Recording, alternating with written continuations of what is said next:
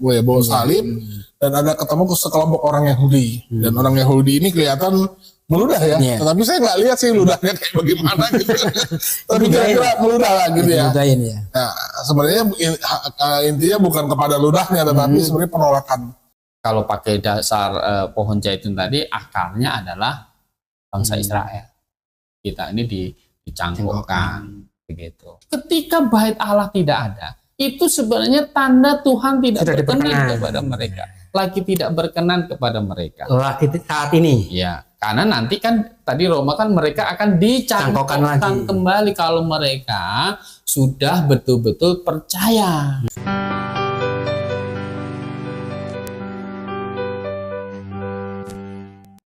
Baik, selamat malam saudara. Kali ini kami kembali hadir di podcast kebenaran yang sudah memasuki episode ke-15 ternyata. Puji Tuhan, memang pertanyaan-pertanyaan yang akan kami kupas di episode kali ini cenderung mungkin saja bisa jadi pertanyaan di benak banyak orang.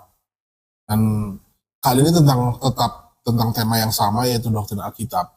Saya akan kembali mengupas beberapa pertanyaan yang menjadi viral. Tetapi sebelum kita mulai acara ini, saya meminta kesediaan Pak Yusias untuk pimpin kita dalam doa. Bapa dalam surga, kami kembali mengucap syukur ya Tuhan. Bentar lagi ya, kami akan mulai acara kami hari Jumat untuk podcast kebenaran. Kiranya Tuhan pimpin acara ini, karena kerinduan kami lewat acara ini banyak orang mengerti kebenaran, banyak orang menangkap kebenaran sehingga mereka diselamatkan di dalam Kristus. Terima kasih Tuhan, kami naikkan doa ini hanya dalam nama Tuhan Yesus Kristus. Amin. Amin. Baik, malam hari ini saya tetap ditemani oleh Pak Yusias seperti biasa. Pak, selamat malam Pak Yus. Malam Pak Riko. Ada narasumber kita Pak Gembala Kurnia. Selamat malam Pak. Pujilah segala sesuatu dan perkara yang baik. Episode sebelumnya kita berbicara tentang kata Isa Al-Masih dan Yesus Kristus yang memang dituliskan dari dalam Alkitab, tetapi dua periode yang berbeda. Jadi di periode sebelumnya di terjemahan kitab yang sudah lama itu ada tulisan Isa Al-Masih. Nah, dan sekarang ini Yesus Kristus. Tapi kita sudah bergeser dari topik itu. Sekarang saya kepengen menggali satu pertanyaan Pak. Tapi ini kan sebenarnya akhirnya menjadi viral setelah ada video yang kelihatannya ada sekelompok orang Kristen gitu loh Pak. Itu mereka ada di Israel dan memang waktu mereka jalan, saya nggak ngerti dalam rangka apa begitu, akhirnya mereka kalau tidak salah dalam rangka ya jalan salib. Bawa salib. Dan ada ketemu sekelompok orang Yahudi. Dan orang Yahudi ini kelihatan meludah ya. Tetapi saya nggak lihat sih ludahnya kayak bagaimana gitu. Tapi kira-kira meludah lah gitu ya. Nah, sebenarnya intinya bukan kepada ludahnya, tetapi sebenarnya penolakan orang Kristen dari orang-orang Yahudi menolak gitu. Tetapi sebenarnya begini, ini juga ada pertanyaan begini. Ini orang Kristen kitab perjanjian lamanya itu dipegang oleh orang Yahudi juga. Nah, kita sering mengklaim Taurat ini sejajar dengan Tanak. Tanak itu Taurat ya, kitab nabi-nabi dan Ketubim. Tetapi kelihatannya berdasarkan dari kejadian kemarin, sepertinya orang Yahudi sendiri tidak mengakui kekristenan, menolak kekristenan. Bagaimana orang-orang Kristen menyikapi masalah ini? Kita memegang Taurat itu mutlak full 100%. Dan ini kitab juga yang dipegang oleh orang Yahudi. Sementara nenek moyangnya penulis Alkitab ini kan orang Yahudi, gitu loh. Nah, kita ini kan sebenarnya orang di luar orang Yahudi yang akhirnya mengambil kitab yang dipegang oleh mereka menjadi dasar kebenaran kita, dan akhirnya menjadi satu buku perjanjian lama dengan perjanjian baru, dan akhirnya lengkap menjadi 66 buku dan akhirnya menjadi kanon yang tertutup yang itu disebut Alkitab gitu. Perjanjian lama ini dari orang Yahudi, tapi nenek moyangnya orang Yahudi yang sekarang keturunannya kesannya seolah menolak keberadaan orang Kristen. Bagaimana kita kira-kira bisa menyikapi hal ini? Jadi sepertinya seolah-olah Kekristenan bukan berasal dari Yahudi. Gitu. Jadi orang Kristen itu jangan ngaku-ngaku mereka punya iman yang sama dengan nenek moyang orang Yahudi. Karena toh sampai sekarang orang Kristen sendiri ditolak oleh orang Yahudi. Begitu ya Pak Yus ya kira-kira. Jadi bagaimana kita bisa menjelaskan ini dengan jelas supaya orang bisa paham, bisa memisahkan mana iman kekristenan, mana suku bangsa Yahudi, mana orang Israel, mana bahkan bisa kita bilang kalau kita turut ke belakang orang Yahudi lari naik ke atas kan akhirnya Yakub ketemu Abraham, Ishak ketemu Abraham, kan gitu ya Pak. Ujung-ujungnya kan gitu. Bapak orang percaya ini Abraham, kan gitu. Akhirnya anaknya ya suku bangsa Israel ini Yahudi. Gimana Pak kira-kira Alkitab menjelaskan masalah ini? Ya begini, kita harus bedakan agama Yudaisme dengan iman yang dipercayai oleh Abraham, Ishak, Yakub, Musa. Itu bukan Yudaisme. Begitu. Yang mereka percaya itu bukan Yudaisme. Abraham, Ishak, Yakub ini dia bukan Yudaisme, Pak. Ya, bukan agama Yudaisme yang sekarang ini. Gitu. Kenapa? Karena ketika Tuhan Yesus datang, gitu kan, dia berkata bahwa kami ini keturunan Abraham. Gitu. Yesus bilang apa? Ya kalau kamu keturunanmu iblis gitu. Kamu itu keturunan iblis, gitu. Bukan Abraham. Kalau bapakmu Abraham, itu percaya kepada saya. Kan seperti itu. Nah, mereka itu tidak mengimani yang Abraham imani sebenarnya. Gitu. Nah, maka kalau kita baca coba Markus 7 ayat 7 sampai 8. Percuma mereka beribadah kepadaku, sedangkan ajaran yang mereka ajarkan ialah perintah manusia. Perintah Allah kamu abaikan untuk berpegang pada adat istiadat manusia. Ya, jadi kalau kita baca lagi di Matius 15 ayat 7 sampai ini 9. Hai orang-orang munafik, benalah nubuat Yesaya tentang kamu. Sebentar Pak, sebelum saya teruskan, yang dimaksud hai orang-orang munafik ini orang-orang Yahudi Pak. Ya, orang Yahudi pada zaman Tuhan Yesus ya. Secara bangsa. Ya, secara bangsa. Secara umum. Jadi hai orang-orang munafik ini bangsa Yahudi saat zaman Yesus itu ya Pak ya. Ya, yang sekarang jadi Yudaisme. Ya. Yang sekarang ini jadi Yudaisme. Bangsa ini memuliakan aku dengan bibirnya, padahal hatinya jauh daripada percuma mereka beribadah kepadaku, sedangkan ajaran yang mereka ajarkan ialah perintah manusia. Ya. Jadi Yesaya, ya kan, yang mereka sendiri anggap nabi, gitu kan. Sebenarnya Yesaya sudah berkata bahwa yang kamu ikuti itu adalah sebenarnya jadi ajaran manusia. Ada istiadat. Gitu. Bukan lagi perintah Allah, gitu kan. Bukan memuliakan Tuhan, gitu. Jadi bukan Allahnya Yesaya yang mereka turuti, tapi jadinya apa? Perintah manusia. Gitu. Jadi ajaran yang mereka ajarkan ialah perintah manusia. Kenapa perintah manusia? Kan gitu. Karena rabi-rabi menafsirkan dari tafsir Tanak itu. Gitu. Jadi mereka bukan kembali ke Tanak, tetapi mereka jadi kembali ke tafsiran rabi-rabi itu. Begitu. Ya kan? Nah, misalnya mereka membaca Yesaya pasal 53, hamba yang menderita itu apa mereka? Ya. Kalau kita membacanya itu adalah Yesus Kristus kan? Ya, nubuatan Yesus Kristus. Ya kan, itu adalah nanti Mesias yang akan menderita, Mesias yang akan dihukum karena dosa manusia. Kalau Yudaisme menafsirkan itu bangsa Israel. Sampai hari ini. Jauh. Iya. Jadi mereka ngikutin tafsiran rabi itu bangsa Israel gitu. Jadi mereka susah semana-mana itu itu hamba yang menderita itu. Hmm. Gitu. Makanya mereka tidak percaya Yesus Kristus itu Mesias. Mesias, juru selamat. Gitu. Jadi Yudaisme dari sejak zaman Tuhan Yesus itu sampai yang dipraktekkan sekarang ini, yang itu adalah bukanlah Iman yang diimani Abraham. iman yang diimani Abraham, bukanlah iman yang Yesaya imani, kan begitu. Yang Yudaisme yang sekarang ya. Yudaisme yang sekarang. Gitu.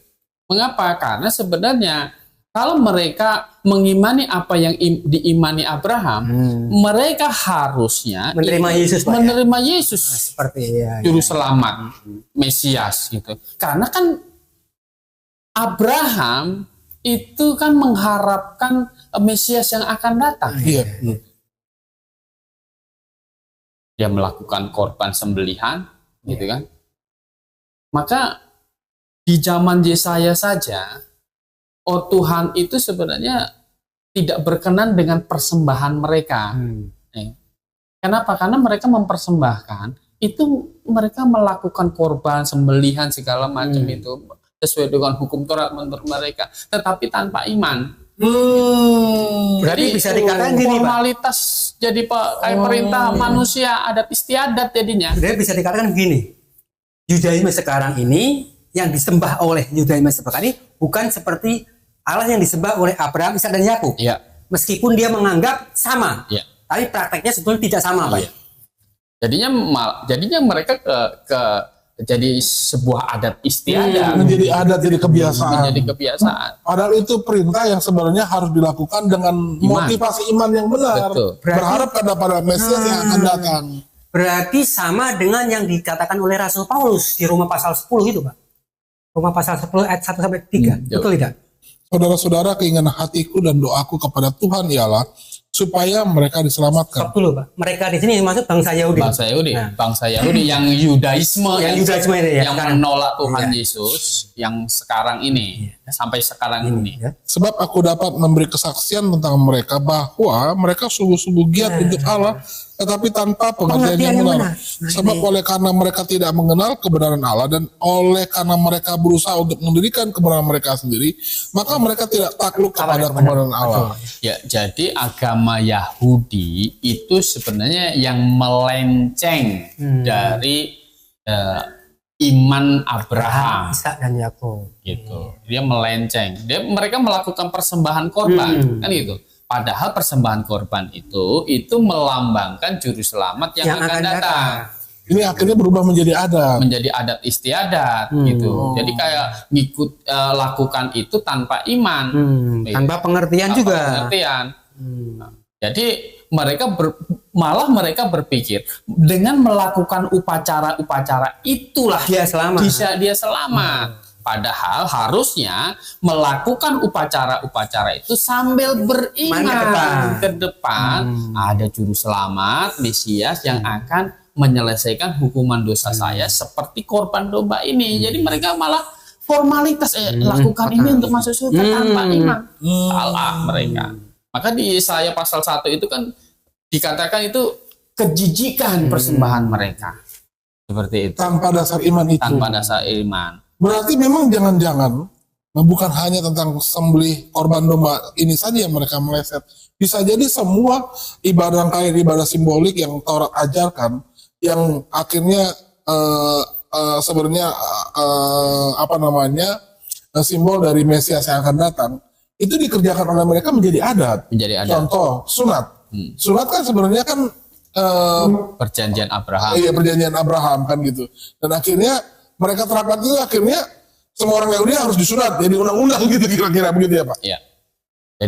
Jadi tanpa iman lagi, padahal cerita sunat itu kan Abraham ingin memberikan kepada ide dia kepada Tuhan kan gitu. Ini hambaku Eliezer sajalah yang jadi penerus ini janji gitu. Kata Tuhan tidak. Karena di dalam Kejadian pasal 12 itu kan waktu Tuhan Allah panggil Abraham untuk dijadikan bangsa yang besar kan dengan Sarah, harus lahir lewat Sarah.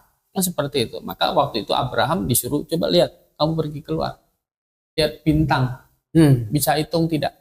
Kan gitu. Nah, akhirnya karena tadi Abraham tidak percaya, sekarang dia bintang, oh ya, jadi percaya. Nah, sunat. Begitu. Nah, jadi itu sebenarnya perjanjian sunat itu harusnya mengingatkan bahwa karena tidak percaya nanti ada keturunan Abraham yang akan menjadi berkat bagi banyak bangsa, gitu kan. Maka itu ada. Harus setiap kali disunat mereka harus mengingat ini sebenarnya. Janji Allah kepada Abraham. Kepada Abraham, oh nanti ada juru selamat yang akan menjadi berkat bagi banyak bangsa, kan gitu. Nah, berkat bagi banyak bangsa itu apa? Ya keselamatan. Makanya di dalam Alkitab bilang apa? Keselamatan datang dari bangsa Yahudi. Begitu. Nah, maka Rasul Paulus yang adalah juga orang Yahudi, dia sangat rindu kawan-kawan sebangsanya ini bisa diselamatkan. Mengapa? Karena bangsa Yahudi, Yudaisme itu sudah melenceng dari yang rencana Allah. Gitu. Kalau kita baca Roma 9 ayat 31 sampai 33. Tetapi bahwa Israel sungguh pun mengejar hukum yang akan mendatangkan kebenaran, tidaklah sampai kepada hukum itu. Mengapa tidak? Karena Israel mengejarnya bukan karena iman, tetapi karena perbuatan. Mereka tersandung pada batu sandungan. Seperti ada tertulis, sesungguhnya aku meletakkan di Sion sebuah batu sentuhan dan sebuah batu sandungan. Dan siapa yang percaya kepadanya tidak akan dipermalukan. Ya, ini yang seperti ada tertulis, ini Rasul Paulus mengutip dari Yesaya. Ya. Gitu, dari Yesaya bahwa Israel akan tersandung. Jadi mengapa mereka itu tersandung batu sandungan? Mereka itu kata Rasul Paulus itu mengejar bukan karena iman. Jadi upacara-upacara tadi menjadi peraturan manusia, adat istiadat. Gitu. Yang seharusnya dilakukan dengan penuh pengertian, dengan iman, dengan pengertian. Dan mereka akhirnya berpikir bukan karena iman, tetapi karena perbuatan. Gitu. Jadi mereka berpikir bahwa peraturan hukum Taurat itu, itu adalah upacara untuk masuk surga. Gitu. Ya kan? Padahal Rasul Paulus akhirnya menjelaskan kepada kitab Ibrani, domba itu tidak menyelesaikan dosa. Itu hanya gambaran dari juru selamat yang akan datang. Gitu. Nah itu begitu. Jadi Yudaisme di zaman Tuhan Yesus sudah melenceng juga, ya? Itu melenceng. Gitu. Ya kan? Itu melenceng. Menurut mereka Yesus Kristus itu bukan Allah, bukan Mesias. Makanya ditolak. Gitu. Makanya ditolak. Padahal Yesus Kristus ini sudah membuktikan dirinya Mesias. Begitu. Baik di hadapan bangsa Yahudi juga di hadapan para imam tuh, Pak, ya. Gitu. Murid-murid Tuhan Yesus, gitu kan. Itu kan semuanya orang Yahudi. Gitu. Orang Yahudi. Makanya kita ini kekristenan, ya kan, itu adalah satu iman yang meneruskan keyakinan Abraham. Orang Yahudi, Yudaisme yang sekarang itu yang melenceng. Yang sekarang ini melenceng. Karena kenapa melenceng? Ya, nanti di akhir zaman itu akan bertobat kepada Yesus Kristus yang hari ini kita percaya. Secara bangsa, Pak, ya? Tapi sekarang ini masih melenceng imannya. Meskipun mereka anggap benar.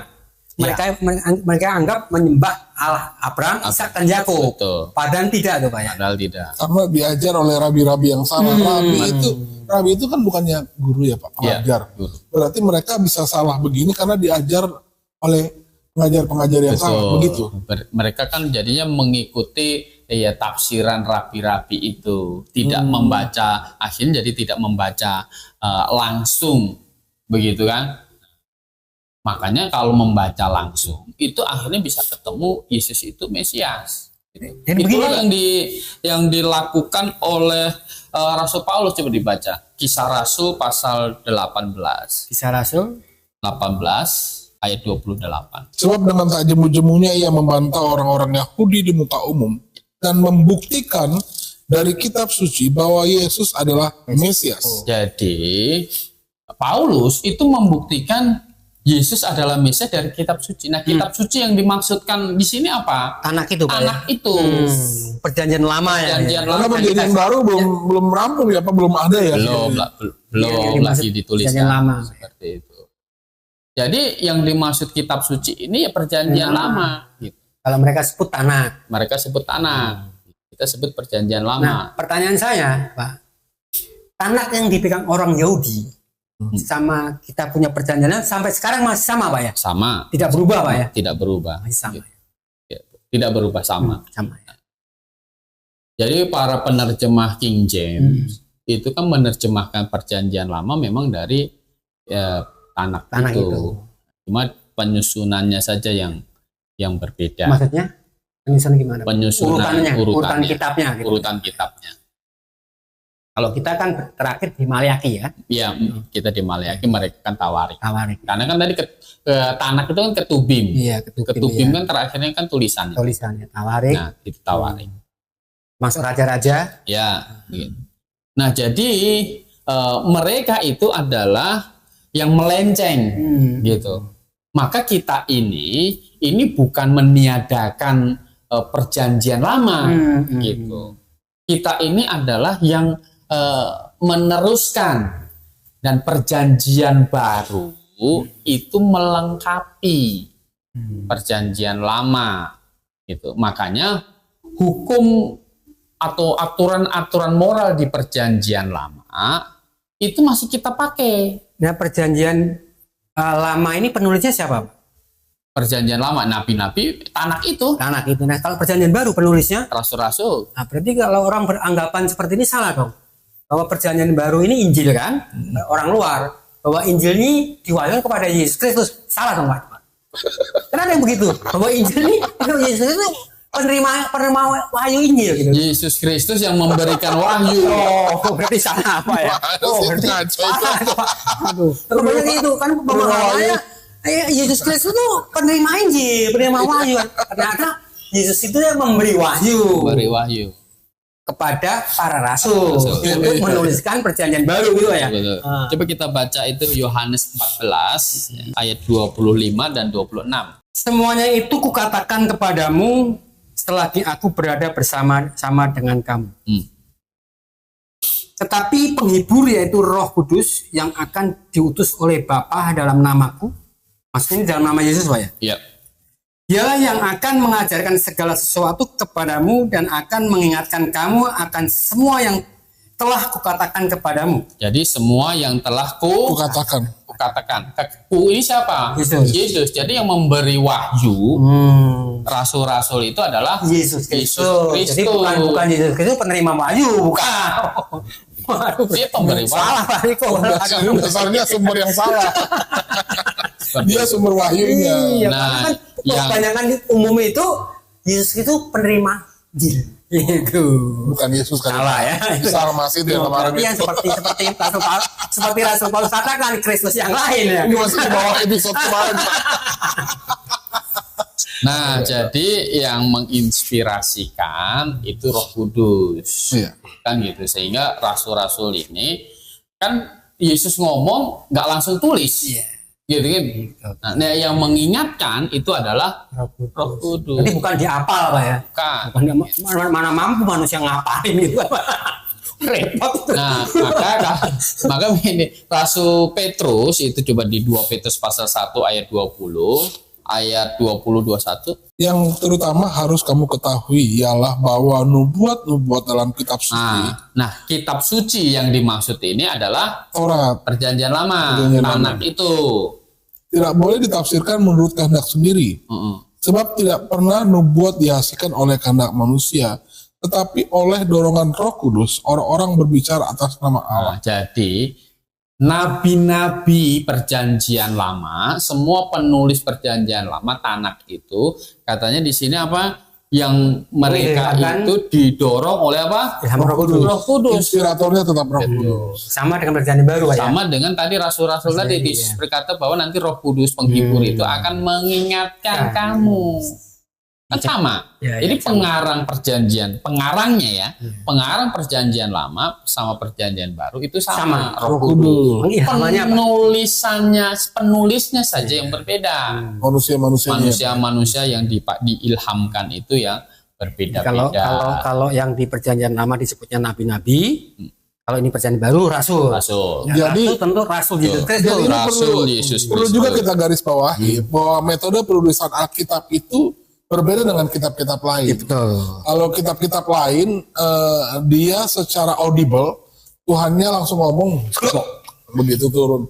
Tetapi berbeda dengan Alkitab. Alkitab itu progresif. Ditulis oleh orang yang berbeda, zaman yang berbeda, tapi inspiratornya tetap sama. Itulah makanya kita percaya ini Alkitab ini benar-benar firman Allah.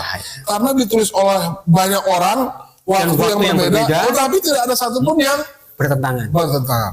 Ya. Silakan dilanjut. Ya, makanya kan orang Kristen awal, pengikut Kristus awal itu kan semua orang Yahudi. Iya. Termasuk Rasul Yesus Kristus. Betul. Semua rasul-rasul itu orang Yahudi. Mereka itu tidak mengkhianati perjanjian lama. Gitu. Justru mereka melihat orang Yudaisme itulah yang menjadi melenceng dari Tanak itu. Karena kan apa? Patokan mereka jadinya bukan Tanak. Patokan mereka ajaran nabi-nabi yang Tuhan Yesus bilang itu jadi adat istiadat perintah manusia gitu. Kalau patokan mereka kepada Tanak, gitu, maka mereka harus akan percaya kepada Yesus Kristus seperti Rasul Paulus kan gitu. Rasul Paulus memakai Tanak itu untuk menegaskan tentang Yesus Mesias. Sudah dinubuatkan di PL. Betul. Nah, orang Yahudi, ya kan, itu akhirnya banyak yang menjadi percaya, walaupun tidak semua. Makanya jemaat-jemaat awal, Korintus, di Efesus, di Galatia, itu awalnya adalah orang Yahudi yang mereka beribadat di sinagog, gitu kan. Paulus mengajar mereka tiap hari Sabat, Sabtu, begitu kan, ngajar mereka, akhirnya yang mengerti, dibukakan pikirannya, mereka tidak jadi Yudaisme lagi, mereka menjadi pengikut Kristus. Gitu. Dan akhirnya disebut orang Kristen. Jadi orang Kristen itu orang Yahudi, gitu kan. Tadinya mereka Yudaisme. Menjadi Kristen itu bukan melenceng dari perjanjian lama, tapi mereka itu melenceng dari adat istiadat saja. Gitu. Mereka tahu waktu diajar oleh Rasul Paulus gitu bahwa memang Yesus Kristus itu adalah Mesias. Coba kita baca Yesaya pasal 53 itu. Kira-kira itu merujuk ke siapa? Yesaya 53 ayat. Nah, kalau mereka menafsirkan ini kan hamba yang menderita ini adalah ayat berapa, Pak? Dari ayat 3 sampai 5. Yesaya 53 ayat 3 sampai dengan 5. Ia dihina dan dihindari orang, seorang yang penuh kesengsaraan dan yang biasa menderita kesakitan. Ia sangat dihina sehingga orang menutup mukanya terhadap dia, dan bagi kita pun dia tidak masuk hitungan. Tetapi sesungguhnya penyakit kitalah yang ditanggungnya dan kesengsaraan kitalah yang dipikulnya. Padahal kita mengira dia kena tulah, dipukul dan ditindas Allah. Tetapi dia tertikam oleh karena pemberontakan kita, dan dia diremukkan oleh karena kejahatan kita. Ganjaran yang mendatangkan keselamatan bagi kita ditimpakan kepadanya, dan oleh bilur-bilurnya kita menjadi sembuh. Ya, oke. Kemudian dari ayat 11 sampai dengan ayat 12. Sesudah kesusahan jiwanya ia akan melihat terang dan menjadi puas, dan hambaku itu sebagai orang yang benar akan membenarkan banyak orang oleh hikmatnya, dan kejahatan mereka dia pikul. Sebab itu aku akan membagikan kepadanya orang-orang besar sebagai rampasan, dan ia akan memperoleh orang-orang kuat sebagai jarahan, yaitu sebagai ganti karena ia telah menyerahkan nyawanya ke dalam maut, dan karena ia terhitung di antara pemberontak-pemberontak, sekalipun ia menanggung dosa banyak orang dan berdoa untuk pemberontak-pemberontak. Ya, masuk akal nggak? bahwa ini hambaku ini ditafsirkan sebagai bangsa Israel. Kalau kan ini seorang ya Pak. Ini kan seorang kan. Kalau dilihat nih, ini kan tunggal, Pak. Iya. Hambaku kan tunggal. Kalau bangsa Israel kan banyak itu. Betul. Harusnya kalau dia yang ditujukan kepada bangsa Israel itu hamba-hambaku. Ini jelas kok ditulis seorang, Ini seorang kan, bukan hambaku. bangsa Iya, gitu loh. Ya, jadi kan ini seorang, ya kan di ayat 12 itu katanya sebagai ganti karena ia telah menyerahkan nyawanya. Nyawa ini kan bicara orang, gitu kan.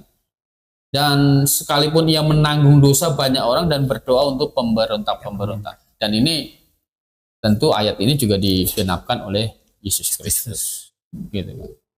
Jadi kalau rabi-rabi ada yang menafsirkan ini bangsa Israel. Jadi kan kalau Yudaisme jadi ini bukan Yesus. Gitu. Sampai hari ini. Sampai hari ini. Padahal yang dibacakan kitab Perjanjian Lama. Gitu. Jadi mereka ini sebenarnya malah melenceng dari ajaran tanah. Mereka pegang tanah. Ya kan? Seperti Rasul Paulus bilang kan gitu. Mereka punya hukum yang bisa memerdekakan, membenarkan. Tapi mereka salah. Mereka mengejarnya bukan dengan iman, tapi dengan perbuatan. Mereka nggak diselamatkan. Gitu. Mereka melenceng. Padahal punya ini loh. Nah, Rasul Paulus kan membuktikan Yesus Mesias. Itu dari tanah. Dia mengutip di tanah. Dari tanah. Gitu. Nah, dan kekristenan ini kan bukan ibaratnya itu bukan sistem kepercayaan baru gitu. Kristen ini. Kekristenan ini bukan sistem kepercayaan baru, tetapi ini adalah melanjutkan iman Abraham, Ishak dan Yakub. Dan bukan yang dibawa Kristus, bukan Pak ya. Bagaimana? Kristen juga bukan agama baru, bukan kepercayaan baru, dan bukan pembawanya si Yesus, bukan. Bukan. Yesus Kristus itu adalah yang disembah, yang dinantikan. Iya, karena anggapan orang luar itu Yesus membawa agama Kristen gitu loh Pak. Jadi tidak Pak ya. Iya. Bukan. Jadi Kristus itu malah pusat dari penyembahan. Pusat penyembahan dari orang perjanjian lama dan pusat penyembahan dari kita, orang perjanjian baru. Kenapa? Karena dialah sebenarnya Mesias yang dijanjikan. Seperti itu. Saya dari tadi sebenarnya ada terbetik dengan penjelasan Pak Gembala tadi soal ibadah, rangkaian ibadah simbolik yang ritualistik. Akhirnya sebenarnya orang-orang Judaisme lakukan itu, tetapi bukan karena dasar iman yang benar, tetapi karena dorongan adat istiadat yang diajarkan oleh rabi-rabi. Ya, jadi adat istiadat. Oke. Gini loh Pak. Seandainya kita kembali ke masa lalu di zaman di mana jemaat mula-mula itu hidup, di mana Alkitab Perjanjian Baru ini belum ada. Berarti kan Rasul-Rasul memang tetap pegang ajarkan itu Taurat ya Pak? Iya. Diajarkan. Dan dia lewat Taurat itu dibuka dan akhirnya menjelaskan bahwa Yesus ini adalah Mesias. Andai waktu itu saya orang Yahudi. Oke. Berarti kan tadinya ini karena saya belum beriman kepada Mesias yang sudah datang. Berarti kan barusan datang nih kan Pak? Barusan datang. Saya tetap melakukan ibadah ritualistik yang simbolik. Nah setelah saya percaya, berarti saya tinggalkan itu dong? Betul. Tinggalkan itu. Berarti saya sudah tidak melakukan itu lagi sebagai adat saya sebagai orang Yahudi. Iya. Seharusnya seperti itu. Oh. Gitu. Maka peraturan sunat itu bukanlah satu kewajiban bagi orang Kristen, baik itu Yahudi ataupun non-Yahudi. Paulus berkata bahwa kalau kamu dipanggil waktu disunat, ya sudah jangan dihilangin, kan gitu. Tapi kalau kamu dipanggil belum bersunat, ya udah nggak usah disunat. Seperti itu. Jadi memang ini adalah satu sistem yang Tuhan bikin begini ya. Kan Tuhan itu bangsa Israel menolak. Jadi Tuhan istilahnya stop dulu berurusan dengan mereka. Mereka jadi tiang penopang dan dasar kebenaran, stop dulu.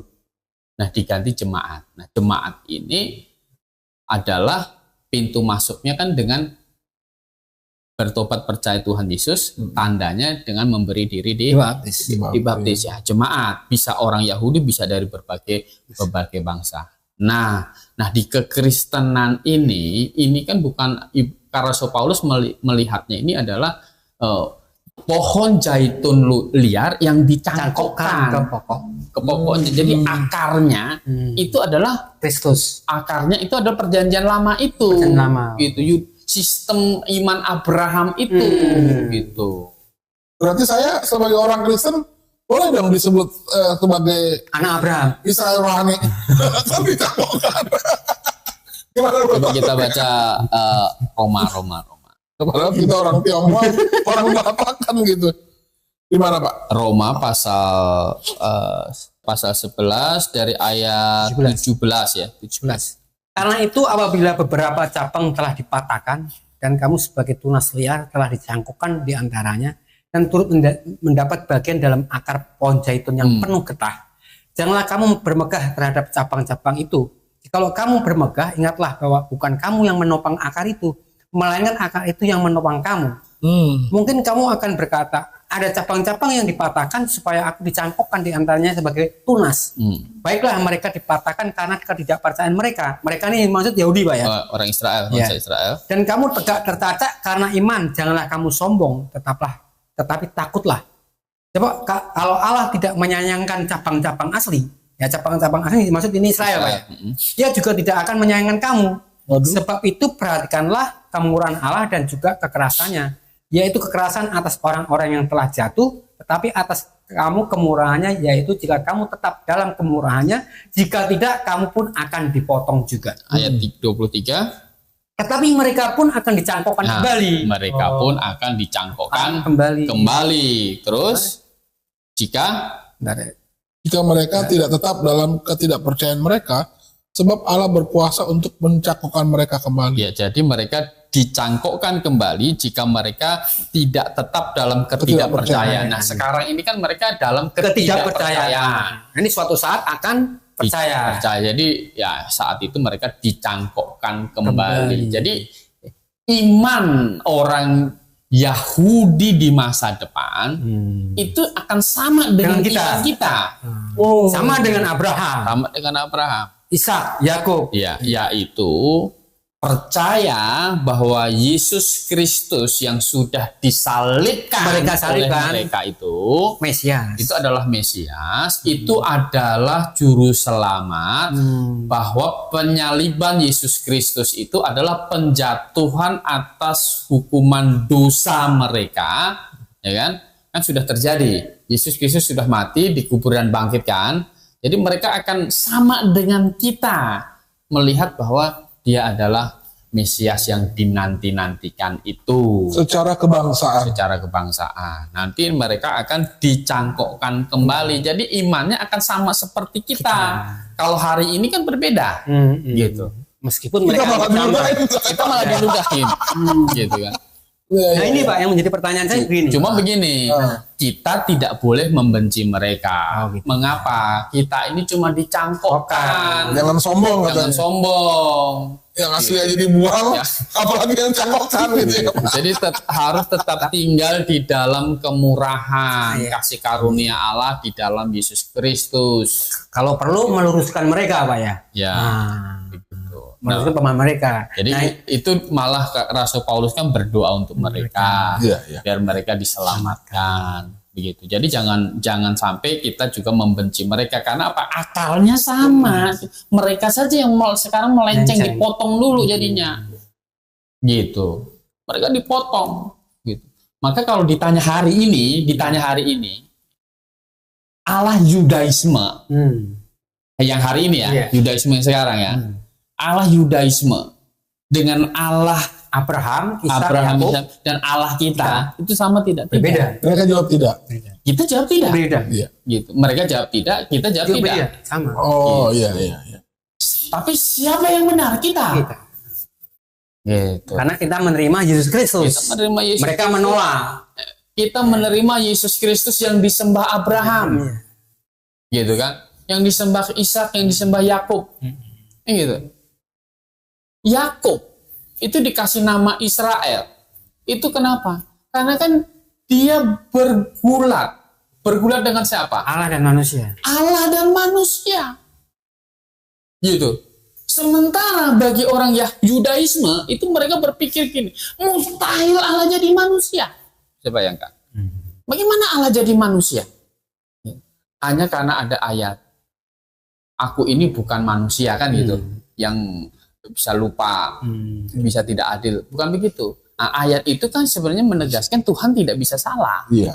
Gitu. Bukan Tuhan tidak bisa jadi Bukan manusia. Tuhan tidak bisa jadi manusia. Maha kuasa loh. Maha kuasa. Yang bergulat dengan Yakub saja kan dikatakan Allah dan manusia. Nah, ini cukup menarik karena memang kadang-kala seringkali kekristenan itu diserang, Allah kok bisa jadi manusia.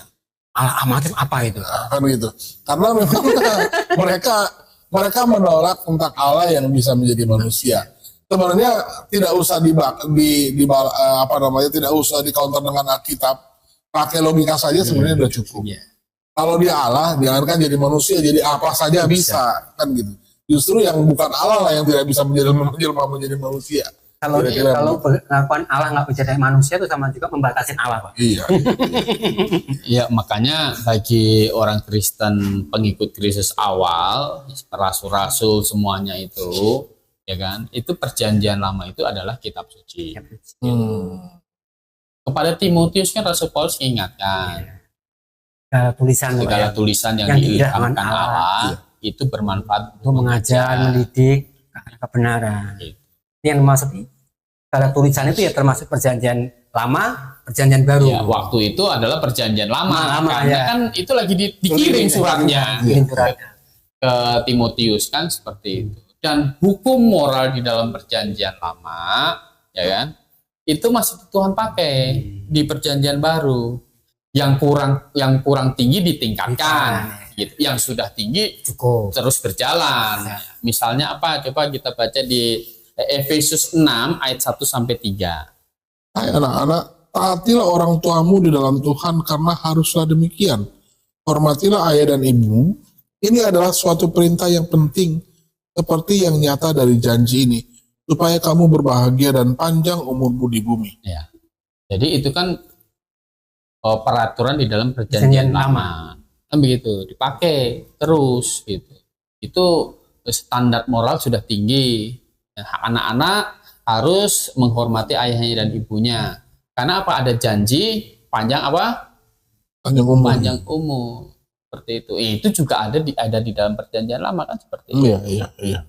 Misalnya lagi 1 Korintus 14 ayat ini 3-4. Sama seperti dalam semua jemaat orang-orang kudus, perempuan-perempuan harus berdiam diri dalam pertemuan-pertemuan jemaat.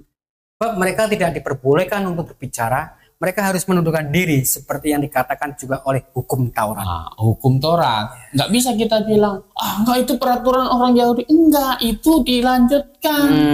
Gitu. Maka lanjutnya ayat 35-36 itu. Jika mereka ingin mengetahui sesuatu, baiklah mereka menanyakan kepada suaminya di rumah.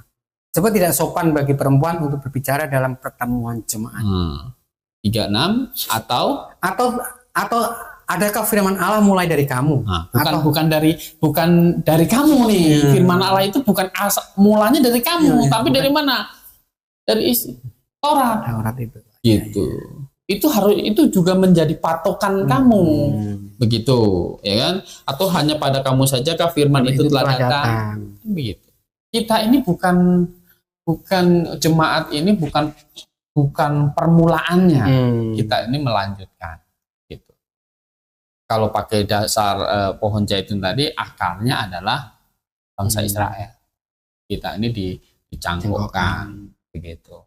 Jadi hukum yang bersifat moral di dalam perjanjian lama itu kita pakai, kan begitu. Makanya kalau di perjanjian kenapa perjanjian baru itu tidak ngatur lagi siapa yang boleh dinikahin kan gitu, cuma patokannya itu seiman. Karena di perjanjian lama kan sudah diatur gitu. Kamu nggak boleh menikah dengan ini dengan ini kan gitu. Sudah diatur itu di Imamat pasal 18 kan seperti itu. Jadi nggak perlu diatur lagi, cukup aturan itu menjadi aturan kita, dilengkapi aja seperti itu. Jadi bukan Mereka kan awalnya semuanya orang Yahudi gitu. Tapi mereka tahu mereka lah yang benar. Jemaat ini adalah orang Yahudi tapi mereka yang benar. Sinagog tetap ada nggak? Tetap ada. Gitu. Tetapi mereka adalah yang salah jadinya. Gitu. Tidak mengikuti kehendak Allah. Gitu. Yang mengikuti kehendak Allah di dalam perjanjian lama siapa? Jemaat. Gitu. Jadi penyembahan yang benar ya kita. Begitu. Berarti yang penopang dan dasar kebenarannya sudah bergeser ya Pak? Kita, ya. Makanya salah satu tanda gitu kan, bahwa Tuhan tidak berkenan kepada mereka itu adalah bait Allah. Iya betul. Itu kan tidak ada. Karena itu sentral daripada Betul. peribadatan bangsa Israel waktu itu Pak ya. Iya, di bait Allah itu kan, ya itu waktu Daud kan bilang dia yang mau bangun, nggak bisa. Gitu. Nanti anakmu saja kata Tuhan. Karena Daud itu bilang dia mau bangun rumah untuk Tuhan. Kamu mau bangun sebesar apa? Mau bangun rumah untuk Tuhan. Tetapi Tuhan bilang hatimu baik. Nanti rumah itu kutaruh namaku saja. Gitu. Itu adalah apa? Itu tanda perkenanan Tuhan sebenarnya. Ketika ada bait Allah, itu adalah tanda perkenanan Tuhan kepada Tuhan bangsa. berkenan atas orang Israel, orang Yahudi. Mereka dibuang, kemudian kan mereka dibuang oleh Nebukadnezar ke Babel kan, Tuhan izinkan. Ya kan? Setelah diizinkan kembali oleh Quraisy, perintahnya apa? Bangun kembali. Ya kan? Ya. Karena apa? Itu tanda perkenanan Tuhan. Gitu. Ketika bait Allah tidak ada, itu sebenarnya tanda Tuhan tidak berkenan kepada mereka. Lagi tidak berkenan kepada mereka. Lagi saat ini. Ya, karena nanti kan tadi Roma kan mereka akan dicangkokkan kembali kalau mereka sudah betul-betul percaya. Jadi bait Allah itu sebenarnya tanda yang benar-benar telak bisa kita lihat pakai mata ya Pak. Betul. Bahwa Allah itu sedang berkenan atau tidak terhadap mereka ya Pak. Oh sekarang bait Allah udah nggak ada. Berarti memang Allah tidak berkenan kepada mereka saat ini. Sampai suatu saat nanti Israel mereka akan bertaubat ya, dan bait Allah pasti akan secara bangsa Pak. Sedikit tambahan ya Pak. Ya, ini mungkin kan kita akan bicara mengenai Alkitab. Ini yang menjadi pertanyaan saya. Alkitab ini kan terdiri dari perjanjian lama dan perjanjian baru. Yang menjadi pertanyaan, kenapa di perjanjian lama dipakai bahasa Ibrani? Kenapa di perjanjian baru pakai bahasa Yunani? Apa kepentingannya? Kenapa tidak sama saja?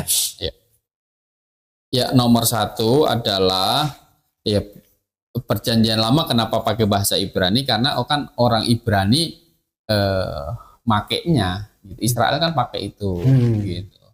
Jadi ya Tuhan mau berfirman kepada mereka. Kalau Tuhan berfirman bukan pakai bahasa itu kan susah, gitu, kan begitu. Dan ada sifat juga bahwa bahasa Ibrani ini bersifat kita tidak begini, tidak ketat sekali.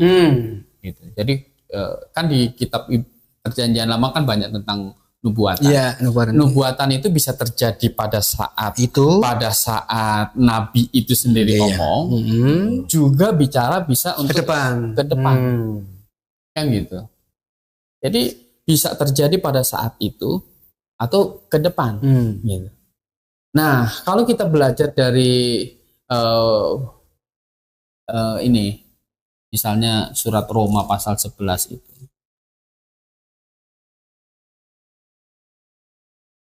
Coba ayat 11 sampai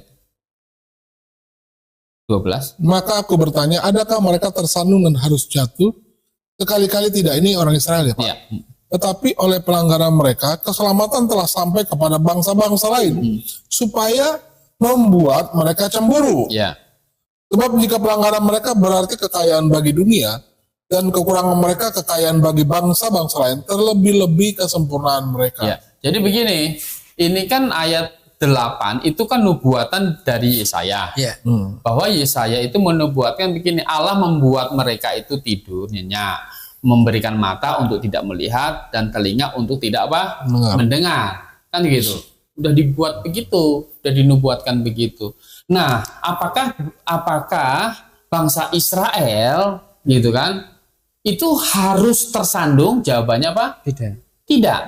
Kan gitu. Berarti kalau waktu Yesus Kristus datang di tengah-tengah dunia pada waktu itu bangsa Israel itu tidak harus menolak. Gitu.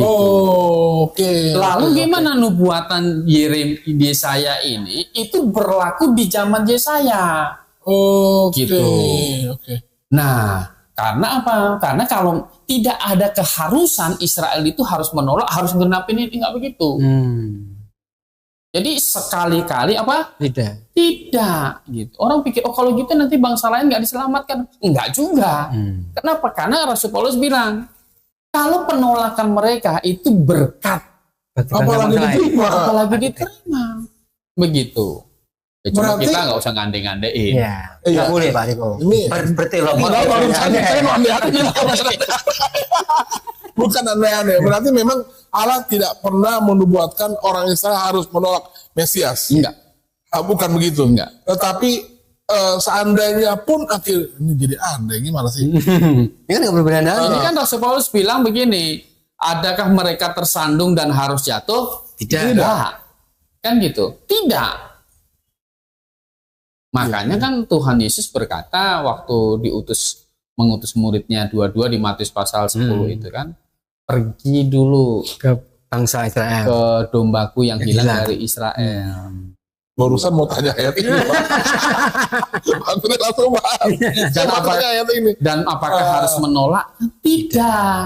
Harapannya utamanya waktu Yesus Kristus datang itu adalah mereka datang, Tuhan Yesus datang dan bangsanya Menerima. Ternyata tidak.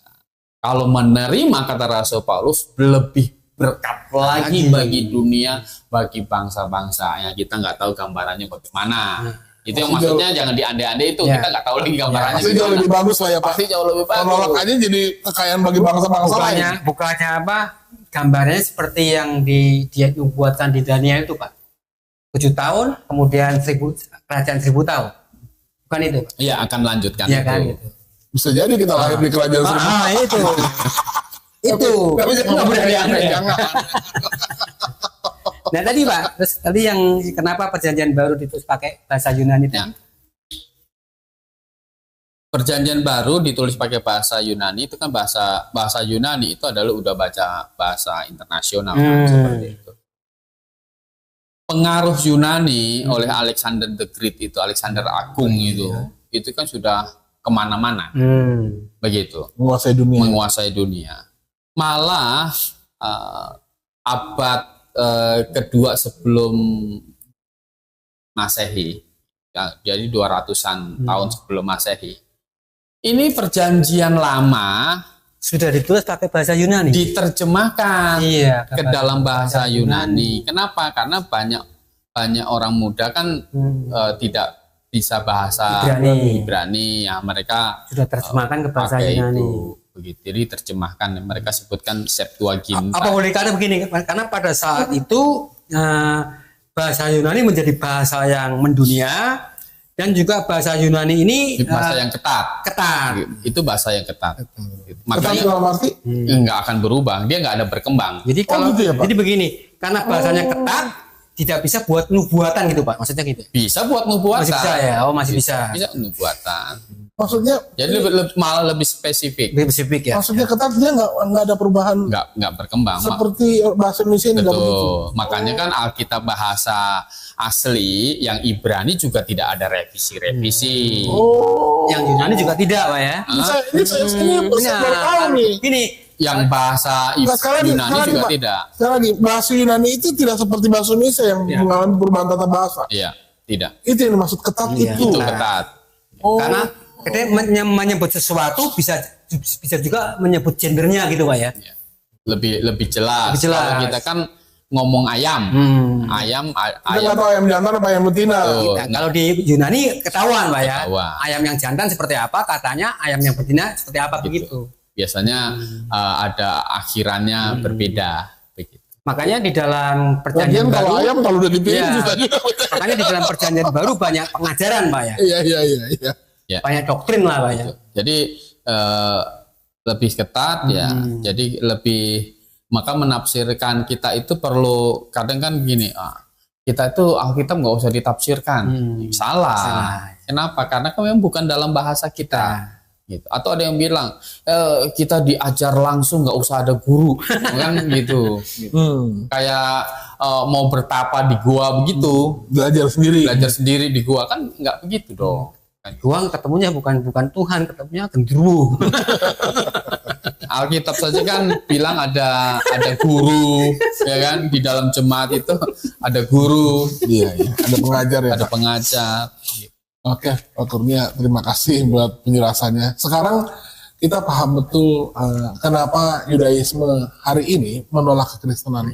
Ternyata mereka yang sudah melenceng dari imannya Abraham. Bahkan Yesus sendiri pernah menegur mereka yang mereka beranggapan bahwa mereka adalah anaknya Abraham. Yesus sendiri berkata, kamu bukan anaknya Abraham. Kalau kamu bapakmu itu Abraham, kamu pasti mengerjakan apa yang bapak kamu lakukan. Tetapi kamu ini anak iblis ya, yang pekerjaan iblis yang kamu lakukan. Jadi zaman dahulu saja ternyata memang Yesus pernah menegur orang-orang Yahudi ini dengan sangat keras. Jadi kita orang-orang Kristen tentu patut berbangga hati karena kita meneruskan pengajaran yang Yesus mau. Perjanjian Lama atau Tanak itu sebenarnya pengajaran yang mengajarkan tentang janji keselamatan Mesias yang akan datang. Nah, kita percaya kepada Mesias yang sudah datang. Jadi Anda bisa percaya kepada Alkitab adalah satu-satunya firman Allah yang informasinya tidak bertentangan, informasinya akurat, informasinya itu saja dari zaman Adam pertama kali jatuh ke dalam dosa sampai nanti manusia berakhir. Keselamatan hanya bisa diselesaikan lewat kematian Yesus di atas kayu salib, dan itu tidak pernah berubah ya Pak. Jadi Abraham selamat percaya kepada janji Mesias yang akan datang. Gitu. Jadi kalau orang Yahudi mau selamat harus percaya kepada itu. Nah kita jemaat percaya kepada janji Mesias yang sudah datang. Nah, tanda Abraham, saya tambahkan tanda Abraham percaya kepada juru selamat yang datang, yang akan datang. Dia melakukan ibadah simbolik yang menggambarkan Kristus itu dengan memotong domba, disembelih. Iya. Nah, domba yang disembelih ini disebut domba korban, karena dia simbol atau gambaran Yesus yang akan datang, yang akan disalibkan. Gitu Pak Riko. Jadi kita orang Kristen tidak perlu berkecil hati saat ada orang Yahudi yang meludahi kita, gitu ya. Jadi saya berharap supaya video ini bisa menjadi berkat bagi Anda. Anda bisa menemukan kebenaran yang kami paparkan hari ini dengan sedetail mungkin sesuai dengan Alkitab. Kami juga berharap Anda bisa menemukan kebenaran dan itu memberkati hidup Anda. Jangan lupa share video ini, subscribe, dan apa Pak Yus? Kalau ada pertanyaan, isi di kolom komentar. Iya, jadi ada juga nanti ada peluang mungkin kalau pertanyaan Anda kami lihat bagus, mungkin saja kita bisa kupas di episode selanjutnya. Ya Pak Kurnia. Jadi selamat malam Pak Kurnia, selamat malam Pak Yus. Kita akan tutup dalam doa. Terima kasih Tuhan atas kesempatan yang Tuhan beri. Kami berharap lewat acara ini, podcast kebenaran, kami bisa memaparkan kebenaran bagi banyak orang. Dan yang menyaksikan siaran hari ini Tuhan, biarlah mereka diberkati lewat kebenaran yang kami ceritakan hari ini. Dan ini bisa memerdekakan hidup mereka karena mereka sudah menemukan kebenaran. Amin. Terima kasih Tuhan, berkati acara ini, berkati orang yang sudah mendengarkannya. Terima kasih. Dalam nama Yesus kami mengucap syukur. Amin. Amin. Maranatha.